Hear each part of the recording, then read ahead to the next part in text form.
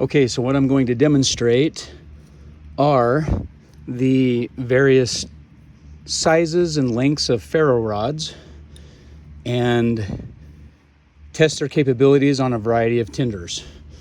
So as you can see here, okay, the lengths get shorter and shorter. And here's the micro rod, okay, right there on a lanyard. And again, the diameter of the rod isn't as important as the length of the rod, because the diameter pretty much just means you get more strikes in the rod. That's if the rods are of the same length. The diameter is really less important, but the length of the rod is what's important when using the rod as an ignition source on various types of tinder, okay? So the tinders that we're going to be using this evening are just regular cotton, and then I've got some prepared jute, which pretty much just comes from this hank of jute twine. And pretty much all I do is, you know, take a piece and then pull the strands apart, and then just, you know, pull it apart like this into small little frays. Okay, so preparing jute twine into a viable tinder source, it's not rocket science, pretty much something like that. And that's what this is, okay? Then we have some of these Self-Reliance Mini Infernos. This came in some cooking equipment that I purchased from Self-Reliance Outfitters, and we'll try one of those. And then we will also try my own fire discs that I make out of cotton pads and paraffin wax and paraffin oil. We'll see how they work on that. Then we have some cottonwood bark, and then your typical shavings off of a feather stick. So all of you may be familiar with something like this. Just a feather stick made with a piece of wood and your knife. Okay, so as you can see, the the size of the tinder and the thicknesses gradually go up, and we're going to test each rod against each tinder source and see what type of result we get using each rod. So let's just go ahead and start with the big rod. And for those rods that come with strikers such as this, I'm just going to use the striker tool that came with the tool, so that you can see that the effectiveness of a rod not only has to do with the length of the rod, but also the striking surface. For those rods that are just blanks that I've built myself and just wrapped with some paracord around the top to hold it, I'm just going to go ahead and use my puko right here for striking. And those that come with the tool, I will just use the tool. Okay, so first things first. Okay, and sorry, the ground's a little bit wet, so I've kind of set up this little makeshift moisture barrier here. We're just going to go ahead and there you go. One strike with the pull, no problem whatsoever. Okay, we'll throw that off. I also have all of my tinder and materials sitting on my shemagh over here, 100% cotton. I can explain about that in another video, and why having a shemagh with you as part of your gear is always a good idea. Okay, so the next rod, get another little piece of cotton here. Again, going down in length with each rod.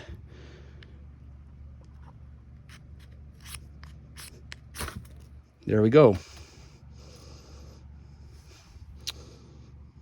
Not hard. So as you can see, cotton is a very good tinder source. Okay, here we go again. Let's grab another little piece of cotton. And the next rod is actually a wider diameter, as you can see there, but a shorter rod by approximately 1/2 inch. So not a huge difference.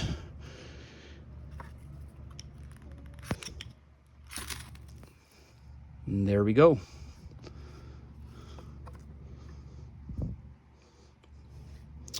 And then the last rod is this little rod. We'll get same amount, just some nice fluffy cotton and the striking tool that came with it.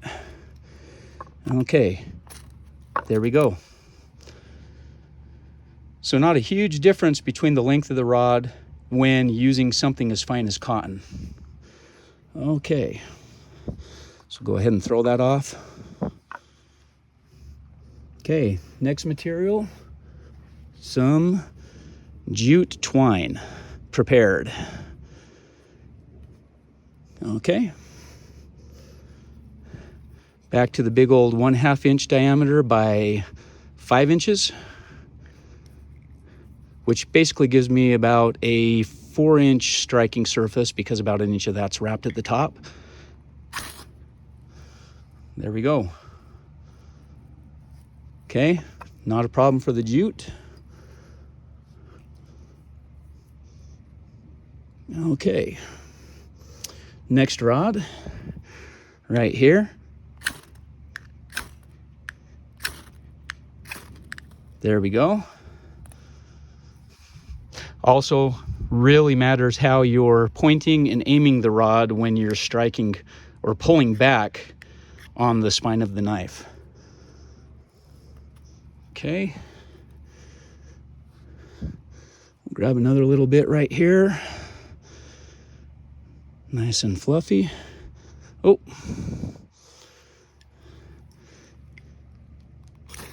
and there we go. One strike on that. And the last with this little ferro rod tool right here, which this one it's a lot harder to pull back, so I find it a lot easier just to scrape forward on the rod. There we go. So jute twine, not a problem. Okay, now let's try one of these Ferro discs. Just grab one of these out. We're going to just break this up into little sections. So how these discs work is you just basically take it, tear it, okay, expose the fibers like this. Okay, let's go ahead and give that a try. Large rod first. There we go. Not a problem for the large rod. Just throw that out of the way. That's going to continue to burn because of the paraffin. Okay, let's go ahead and expose these up for the next. There we go. Next longest rod. There we go. Not a problem for that rod.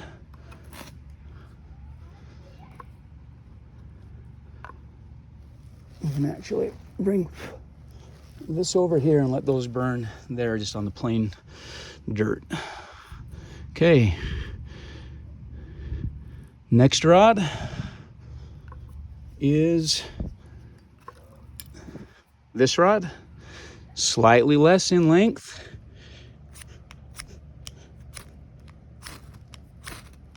There we go. Here's one thing I will tell you. So every rod that you get, a lot of people think that a ferro rod doesn't work when they strike it because they're always complaining about this black coating and that ruins my rod. What the black coating actually is I think some type of a lacquer that they put on the ferro rods because of the iron in them. These will rust if they get wet, so the lacquer just protects it or the area of the rod that's not being used from rusting. That's what the black's for. So if you're having problems with your ferro rod, make sure that your black coating is scraped off, and then it works just fine. Now, if I turn it over to this side with the black coating, the first few strikes aren't going to work as well.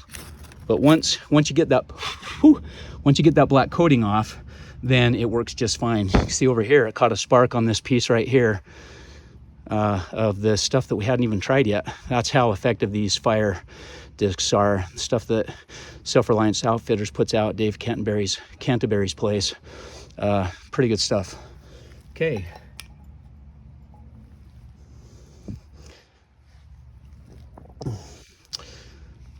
The smallest rod that I have.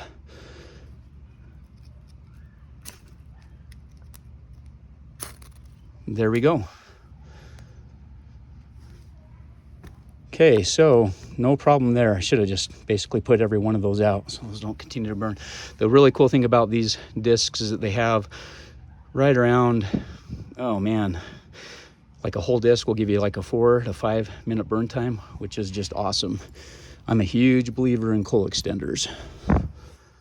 Okay, now we're gonna switch over to my paraffin discs, which you can make a whole bazillion of these for not very much. I actually got a video out on this too, so feel free to check out that video. Okay. Legs are sticking because it's muddy. I've got a plastic thing that I'm kneeling on. Okay. First rod, the big rod.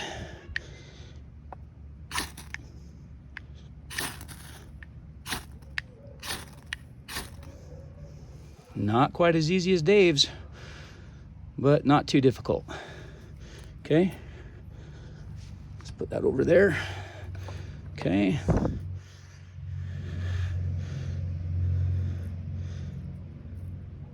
Next rod, in length, this one right here.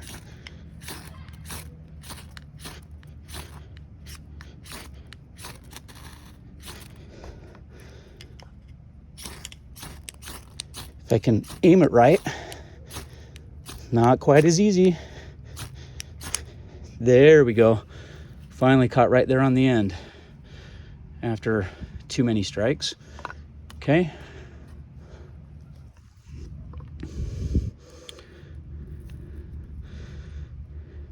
I'll tell you, sometimes with a longer rod, depending on how you need to point it, that actually can be a little bit more difficult than sometimes a small rod. Oh, you know what? I haven't even tried the micro rod yet. I will go ahead and do that quickly. Okay, next rod.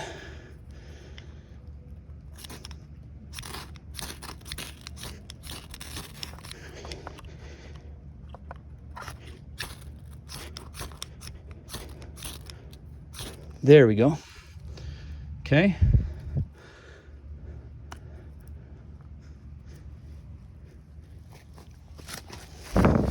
And then this small rod. And I'll tell you, with the small rod, you actually have some pretty good control.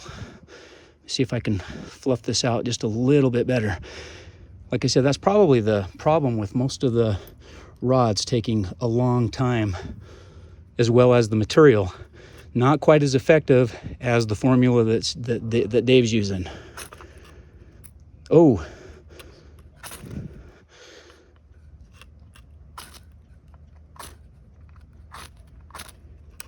Nope.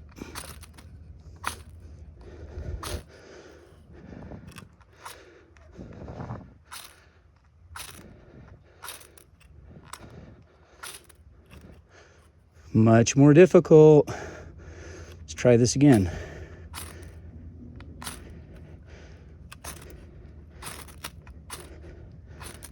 See? That's what I'm talking about. You start getting down to a striker that's less of a striking area. Let's just fluff this out a little bit more and see if that'll help. Here we go. There we go. Okay, perfect. Just let him burn up there. Okay, so I want to talk quickly about these little micro rods, which are the smallest rods for the sake of tonight's demonstration. So these little toggles. This was just a little micro rod fire starter lanyard necklace that I found on Amazon, and it just comes with a ceramic striker. Pretty much you hold these and you just basically pull this up the lanyard and hold it on your finger like that to give you the most striking surface possible, and then just these little tiny flicks is basically what you can do. So let me show you again. Here's the cotton,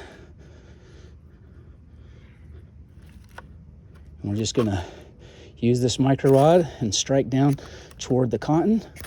There we go. No problem for a micro rod. Okay. And then what did I have? The jute. Sorry about that.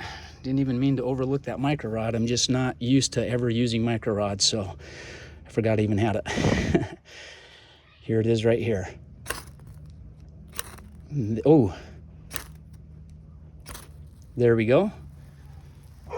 Jute twine, not a problem for the micro rod. Okay, let's see. Dave Canterbury's recipe. Let's just expose some of those fibers. Get this micro rod. Here we go. Ooh. Much more difficult. There we go. It did catch. There it is right there. Put that out.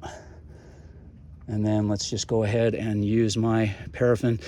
I probably need to add more oil in mine because they're a fairly stiff rod, stiff fire starter.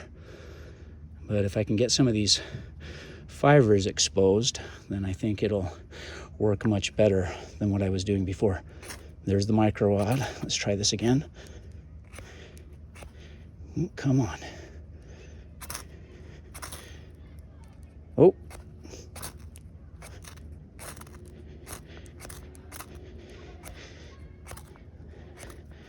Not a good choice.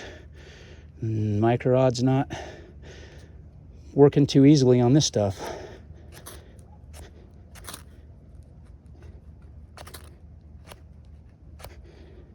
Doesn't even really strike that well. Okay, not good for the micro rod. Just go ahead and grab this bad boy. There we go. This is why I'm not an advocate of micro rods, because depending on what you have available to use, even when you're trying to prepare it well, having very little striking surface like this compared to length makes things so much more difficult. Now, could I have continued to try to use this and get that going? Yeah, of course. But that's not the point. The point is, what size rod, reasonably sized rod, can you get away with carrying that makes starting a fire easy with the least amount of effort possible? Not going to be this. Okay, that's why I don't advocate for these, not even as backup devices or last-ditch effort fire devices, because a lot of the times people buy these thinking, well, I'm gonna go ahead and get my fire toggle, you know, my Ferro toggle on a lanyard. I'm gonna carry that around my neck so that if I find myself in a situation where I have no other gear available, I've still got a way to make I've still got a way to make fire if needed.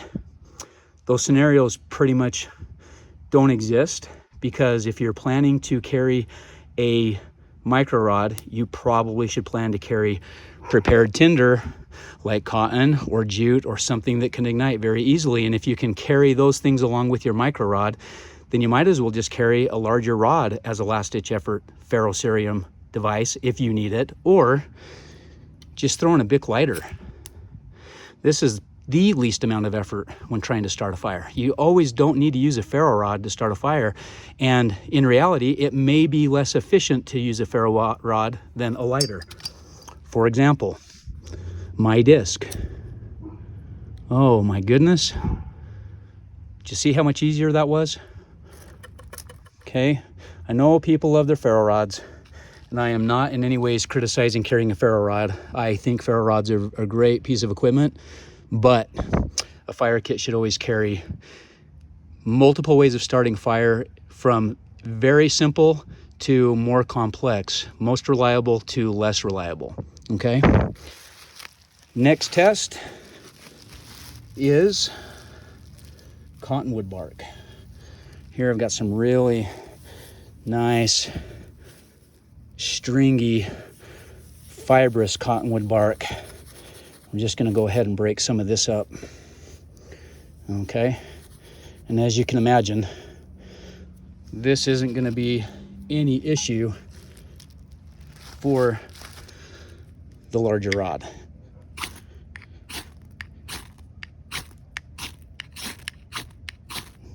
More difficult, but you're able to throw a lot of material into that bark to get it going. And there you go. So it did take several strikes.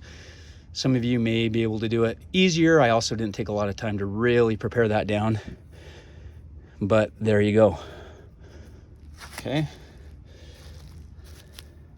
So as such, knowing that, let's take some of this bark. We're gonna really try to maybe fluff that out just a little bit more for the next rod. Okay.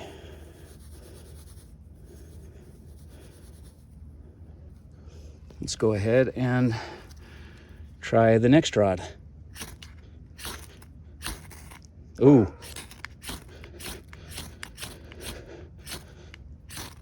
There we go. Not too big of an issue with this, with natural materials. Just put that there. Okay. And let's put that over there off the side too. Okay. Here we go. Now we're down to this size. Even a little bit smaller. There we go. That shot a big old gob in there. It went out though.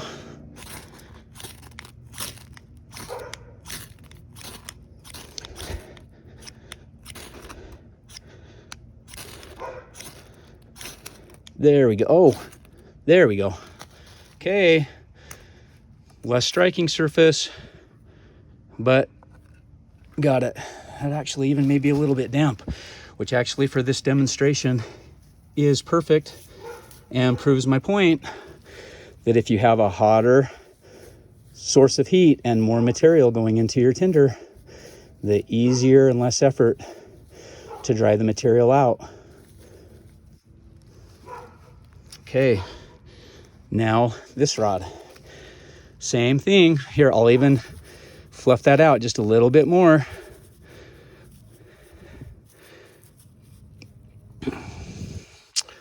Let's see how this works.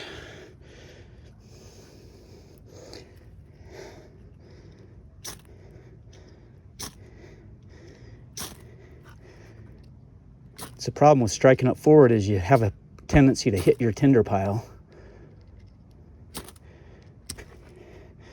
So hard with these little strikers. They just don't give you, there we go. I was able to get a good spark thrown in there. It helped to really fluff that out a lot more, which is a good lesson to learn, that regardless of the size of ferro rod that you're using, take some time to prepare your tinder. If it's not working, then just process it down a little bit more and you'll probably have a much better result. Okay, now for the micro rod.